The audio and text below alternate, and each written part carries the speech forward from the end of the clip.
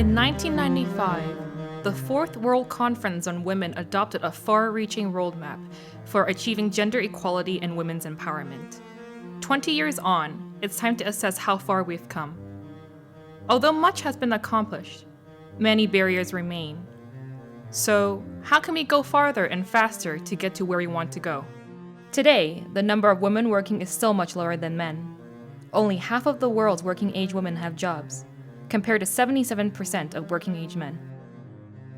When I hear that only half the world's women are working and that more men have jobs, it makes me wonder, what is society doing for us?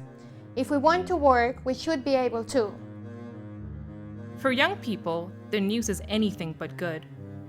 More young women and men aged 15 to 24 are out of work today than 20 years ago. The number of young women working is much lower than young men.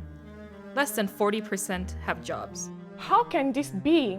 The global economy has been recovering, but as young people are less likely to have a job today than 20 years ago.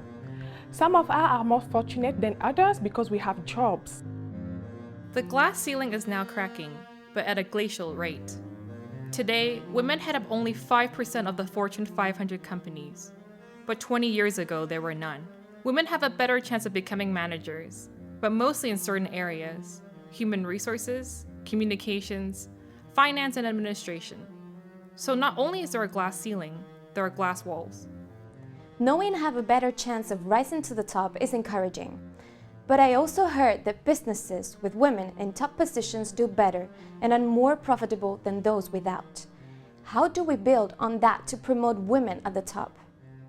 More than half of the countries worldwide today offer 14 weeks or more of maternity leave, but only 41% of all women benefit.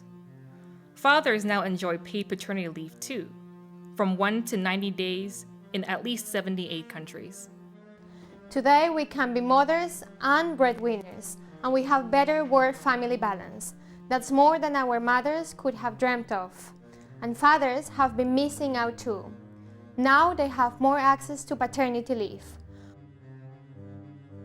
While men are beginning to spend more time on providing care, women still do most of the unpaid care work at home. The more time spent on unpaid care work, the less likely a woman will have a job, or a decent job. Women still do the lion's share of care work, looking after kids, parents, the household. And the more care women have to provide, the less positive their employment prospects become. Indeed, men are doing increasingly more care work these days. Nevertheless, it is important to ask, what can we do to improve the balance?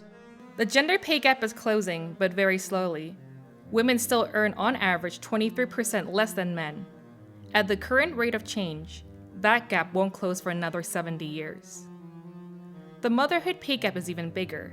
In some countries, mothers earn a third less than women without children. If money talks, this isn't what we want to hear. I can't believe it'll take more than 70 years to close the gender pay gap. That's a lifetime.